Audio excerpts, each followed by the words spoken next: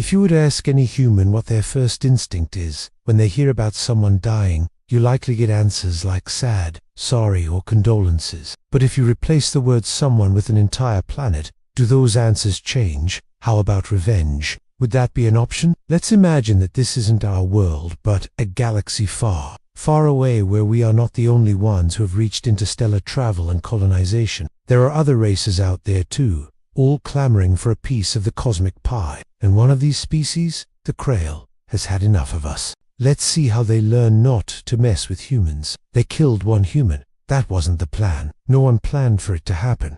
But here they were. The small team of Marines led by Staff Sergeant Selina Alenko stared at the lifeless form lying before them, a woman in her late 30s. She was still dressed in the brown coveralls of the mining company, Consolidated Earth Resources or CERCO. Her name was Martha, and she was supposed to be the first new off-world colony's first mayor.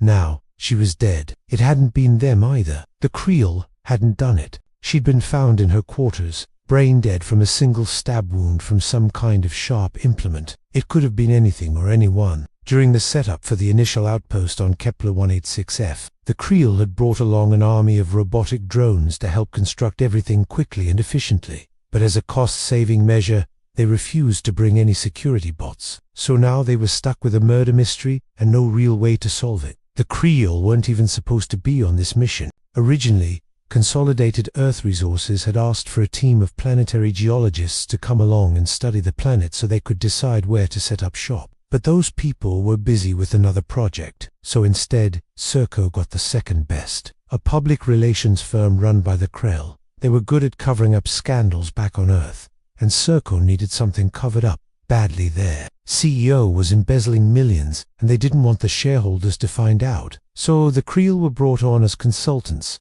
basically to make sure no one did any digging into the company. But once they arrived on the new planet, things went south fast. The Krail never liked humans. From their experiences on Earth, they saw us as greedy, violent, and selfish. And while that may be true for most humans, it's not entirely fair to judge an entire species based on a few individuals, but that's just what the Krail did. When the communications array was finished being built, the Krail immediately cut off contact with Earth.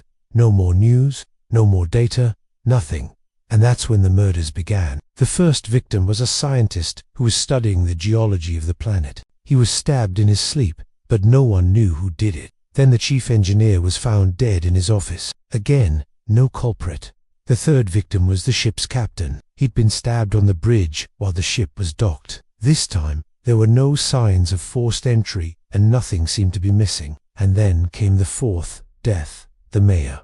Fear turned to panic. Who was doing this and why? Were they after corporate types, or was it random? If it was random, then anyone could be next. The Krail were worried now. They were due to fly back home in 3 days, but they couldn't leave until this was solved. The colonists wouldn't be safe, and neither would they. So the Krail put together a security team, a motley crew of tough guys with combat cybernetics and mean looks. The humans weren't thrilled about it, but since the Krail had provided the funding for the mission, they didn't have much of a choice. They offered to let the humans go with them back to Krail space, but most wanted to stay behind. This was their new home, and they were going to defend it. The investigation into Martha's death didn't turn up much. The ship's captain was still the prime suspect, because he had access to all of the victims except Martha, but he was dead, and the only thing connecting him to the others was speculation. In the end, the Krail decided the only way to ensure the safety of everyone left on the planet was to kill the captain's replacement. In the middle of the night, a Marine stood guard over the cryopod containing the new captain. His name was Jensen, and he'd been pulled from stasis 6 months early. They didn't want to risk waiting for him to wake up naturally, but in the darkness, he stirred anyway, and the guard panicked. He opened fire, and Jensen found himself staring down the barrel of a plasma rifle. Now, this was Jensen's third deep space mining colony. He'd worked at Alpha Centauri for 2 years, and was just finishing his contract on Epsilon Eridani when he was pulled from cryosleep, but he still remembered what happened on his first colony. On Proxima B, a malfunction in the life support system killed 5 people in their sleep. Jensen was the first person to find them, and the guilt he felt had driven him to seek redemption on the next 2 jobs. He helped build the colonies from scratch, and both became profitable, but that was all in the past now. This new job had started out fine. He'd met Martha and the others, trained the new recruits, gone on geological surveys with the scientists. It was nice, and then it all started falling apart. The guard looked young, barely out of boot camp, maybe 20 years old. Jensen raised his hands slowly and kept his eyes fixed on the weapon. The Krell protocols were designed to minimize casualties, so they were trained to shoot first and ask questions later, or in this case, stand guard over a cryopod and shoot anyone who wakes up. Jensen woke up every morning knowing he might die that day. Working on deep space mining colonies wasn't exactly a cushy assignment, but for the last month, he'd woken up scared. Scared to take over the ship, scared to lead the Marines, scared to live. With a sigh, the guard lowered his weapon. "You win," he said, his voice muffled by his helmet. "Sorry." Jensen nodded and walked out into the night. Alone.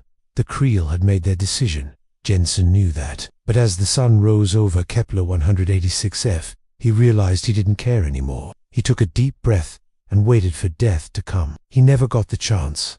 Moments later, the ground shook beneath his feet. Jensen fell to the ground, bracing for whatever had caused it. But as he looked up, he saw nothing. The Creel ran to their ships, blasting off into space as fast as they could. Back on Earth, alarms blared in the Joint Chiefs of Staff meeting room. The President sat forward in his chair. "What's happening?" he asked, his voice echoing in the vast room. Around him, screens flashed red and blue as military personnel frantically tried to raise Kepler 186f, but the transmissions weren't getting through. All they received were automated replies from the communications array stating that they would be right with them. In reality, the Krell had destroyed the array before leaving, cutting off any contact with the planet. The President gripped the armrests of his chair. "Why isn't anyone answering?" he demanded. "I told you they wouldn't," a general said quietly. "The Creel aren't playing games, so if they wanted to destroy the colony, they could have done it a week ago.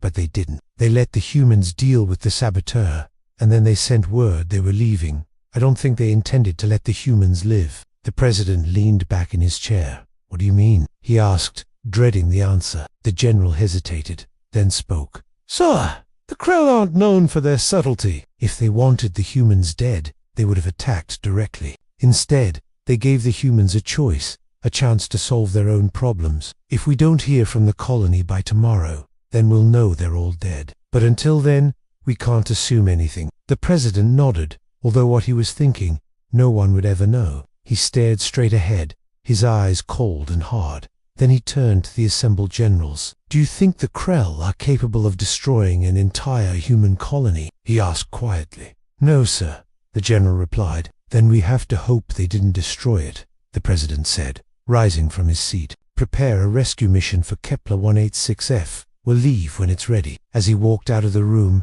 he muttered to himself, "We're going to pay the Creel a little visit." The Krell were shocked. They'd known this day would come. They'd expected it, planned for it even. But they thought they had more time. They were wrong. When the Earth fleet arrived at the Kepler system, the Krell High Command was already waiting for them. "We've been expecting you," the leader stated flatly. "We know what you're here for." "Don't lie," the human leader said, stepping closer. "How many humans are you holding?" "None," the Krell replied. The human leader stepped closer still, his eyes boring into the Krell. "Then why did you send word that you were leaving only to hide? The moment our ships jumped into the system, we thought you would try something like this," the Krell said dismissively. "Your species is known for its aggression. We expected you to attack us without warning. You underestimated us," the human leader said softly. "We know you killed our people. Where are they?" "You should have listened to us," the Krell said, shaking their head. "If you had, your people would still be alive." "Show me where they are," the human leader demanded, his voice echoing in the silent void. The Creel shook their heads again. "No," they said. "You won't like what you see." "Oh, I'm sure I won't," the human leader replied. "But I'm pretty sure my people will. Prepare to be boarded." "You misunderstand," the Krell said.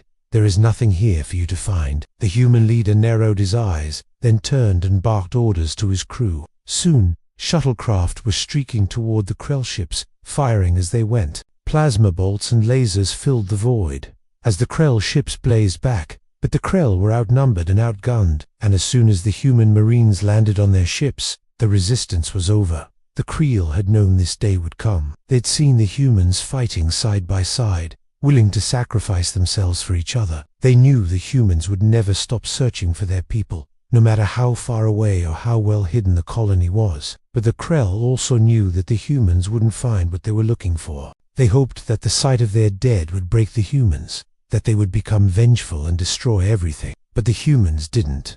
Instead, they mourned. When the Krell heard the quiet sobs of the human women and the angry cries of the men, they understood they had lost. There was nothing left to say. Nothing could excuse what they had done. But maybe, just maybe, the humans would find it in their hearts to forgive them. But even as the Krell hoped for this, they knew it would never happen.